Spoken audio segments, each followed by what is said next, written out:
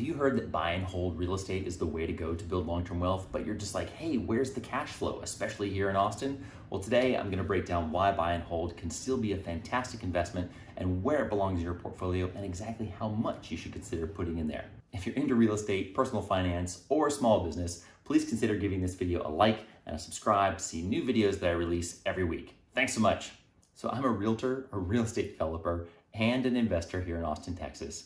And I'm going to share with you my mistakes, hopefully so that you can learn from them and give you my opinions on how real estate investing can really help grow your portfolio and give you that time freedom that you've always really wanted, and why real estate's a great way to achieve that.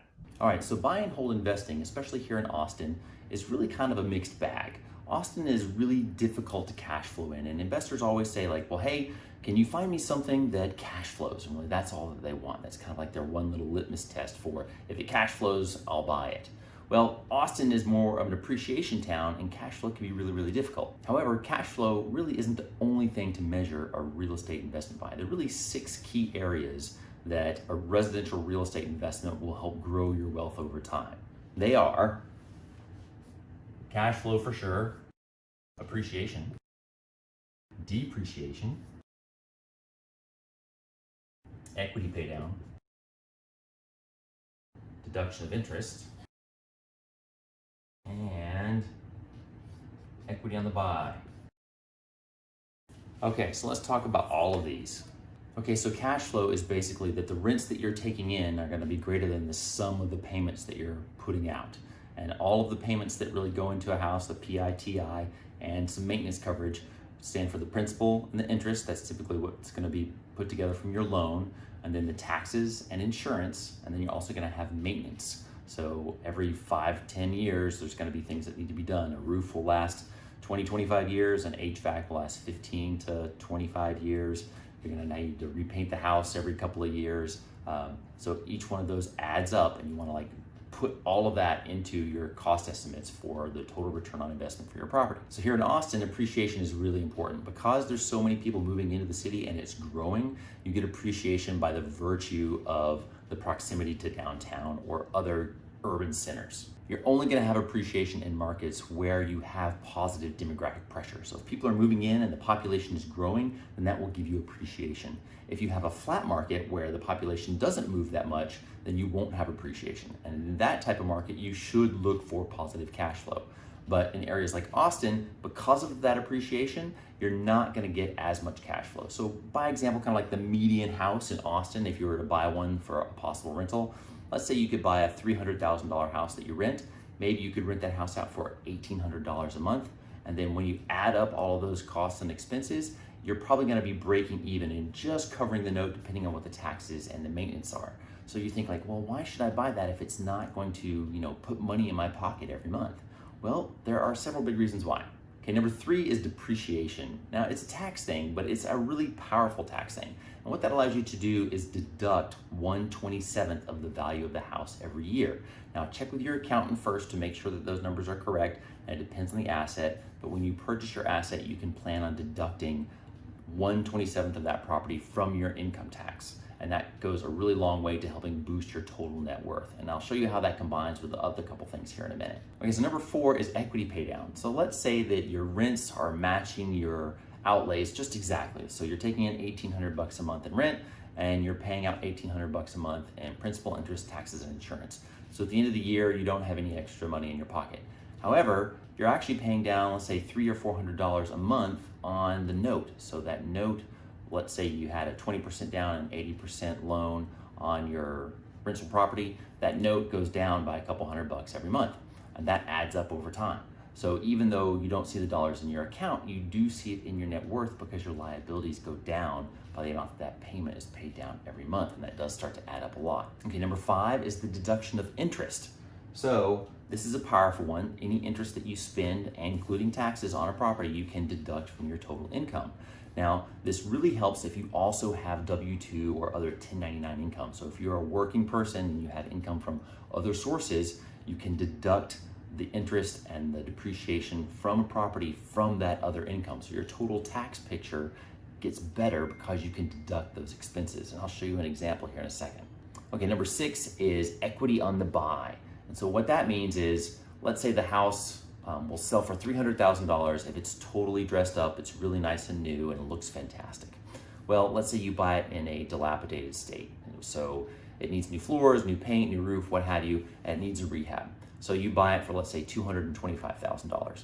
So that $75,000 spread would be equity. Now you're probably gonna have to spend some money to make it current and bring it up to that fair market value of a fully rehabbed. And that might say take $25,000 or $50,000. Let's say it takes 50. So you put $225 into the house, you put 50 in on top to fix it up, and then it's worth 300. So there you've got $25,000 in equity on the buy for buying it in a state where it needed some repairs, so your sweat equity is worth something. And so that adds to the total stack of what the value of the property is, even when you buy it. And that generates the term, you make your money when you buy, which is totally true. However, you don't always have to buy a property that is in distress to make money on it. In the short term, yes, but if you hold property in the long term, I really don't think that you have to, because over time, even if you buy it at market value, there's still so many benefits that buying a whole property still can make your net worth grow very rapidly, and is very tax efficient in a way that can grow your wealth without having to cost you a lot. Okay, so let's do an example. Okay, because depreciation is 1/27th, I'm going to use a property value of $270,000 just to make the numbers easy. So let's say you buy a house for $270,000. Now I'm going to assume worst case scenarios in most of this stuff.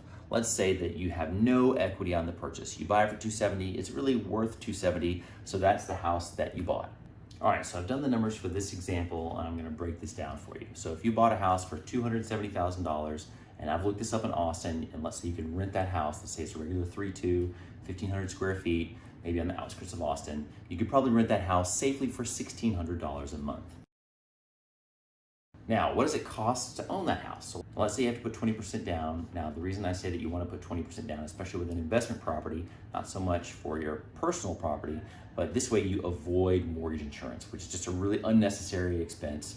So I'm just going to use that for the purposes of this example. So 20% down in this case would be $54,000.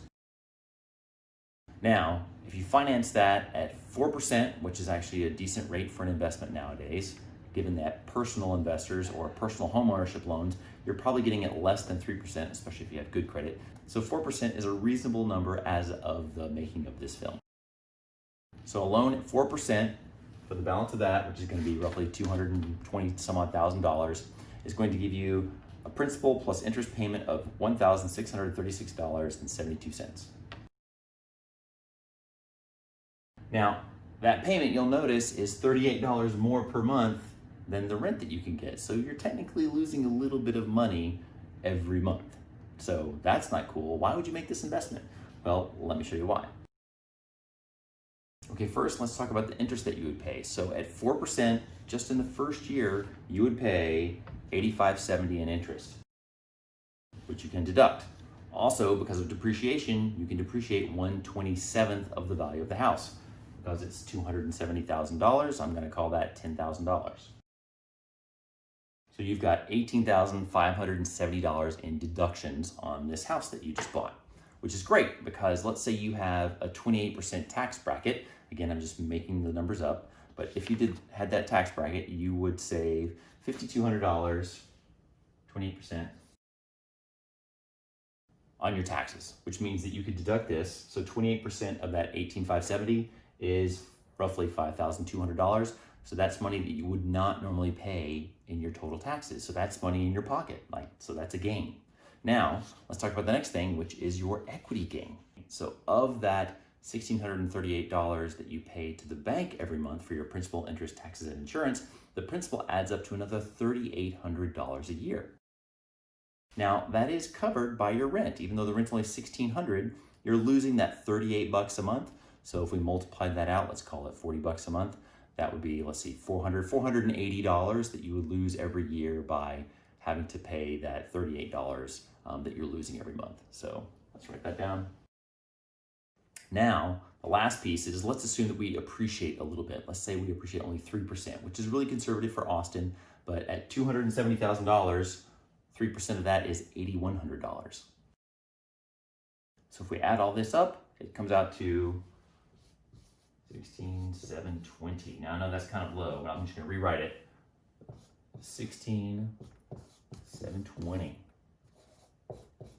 So even though you're losing $38 a month, once you add up the tax benefit that you get, assuming that you're in a 28% tax bracket, plus the tax benefit you get from the depreciation, plus the equity pay down that you get by having the note paid down every month, plus the appreciation at a conservative 3%, even though you are paying $38 a month and you have to write out a check for $480 a year, your accountant is going to tell you your net worth went up by $16,720 in that first year.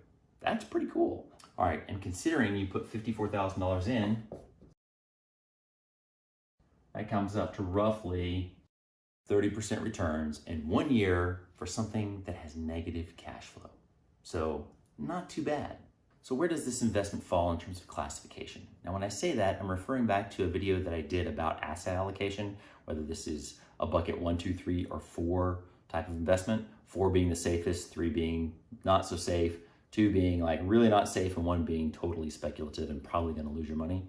I think that residential real estate like this could belong in bucket either 3 or 4, because the nice thing about buying a rental is that rental rates generally don't move that much. They might even go up a little bit over time, but over time your financing is going to stay the same, and because rates are historically incredibly low right now, that's likely to serve you well in the future. As rents go up, then this asset is likely to perform even better over time. So even in a down economy or an up economy, this is going to perform pretty stably. And so if you're getting a stable return of 30%, like that's incredible. That beats the stock market hands down, and it's much more consistent. It's not subject to the vast ups and downs of the market. Now, every residential real estate property is not like this. This is just an example. So I'm not saying that every residential real estate deal is going to perform exactly like this. However, there are many real estate deals that do. And I see investors all the time and go, well, it doesn't cash flow, I don't want to get it. Or, well, I'm looking for a deal, I want to make sure that I get that really big equity buy-in, or I want to get it distressed.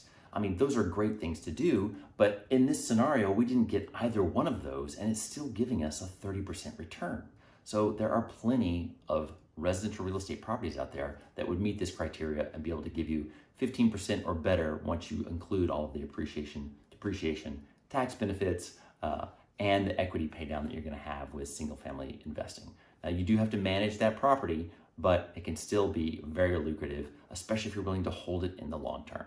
So given all that, I think I'm going to give this a bucket 3. The only reason I don't give it a bucket 4, meaning it's super safe, is that you're going to have some vacancy. And so as long as you can market the property and it's priced accordingly and the rental market doesn't dive terribly, then you can probably get that property released within a month or 2. And you might ding this number a little bit, but still, you've got some room to play with there. If you go from 30% down to 20 or even 15 or 10, there's still lots of room to be able to get that property leased up and then get back into performance. Okay, and something else to consider when buying single family rentals, especially as you accumulate more of them, is that there's really no reason you shouldn't go out and buy at least 4 rental properties. And the reason that it's 4 is that Fannie and Freddie Mac will only let you do 5 loans. Now, Fannie and Freddie Mac are the institutions that quantify loans and allow them to be traded on the secondary market. And so they will lend you money and give you great rates for only up to 5 houses. After that, you're gonna have to get third-party financing or commercial financing to put all of your rental portfolios underneath.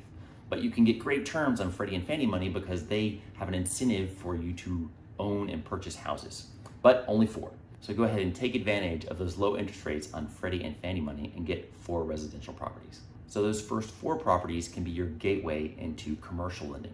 Now, once you take on commercial loans, they're going to be a little bit more expensive, but you should be able to afford that because now you can pick up more properties with the cash flow that you're generating from those first 4. So even in my example, when we weren't cash flowing at first, as rents increase and your expenses go down over time, then that cash flow will start to show up, which is nice, but not entirely necessary, as you can see from the example we just did. Now, I've also got an Excel worksheet that goes through all of these numbers that you can just plug in your values and it'll tell you what the return on investment is, both before taxes and after taxes and just cash flow. So if you're interested in that worksheet, just click on the link below and I'll be happy to send it to your inbox. So in investing in residential real estate, please make sure to press that like button and subscribe if you want to see more videos from me about real estate, investing, small business, and the pursuit of happiness. Thanks so much for watching, and we'll see you next time.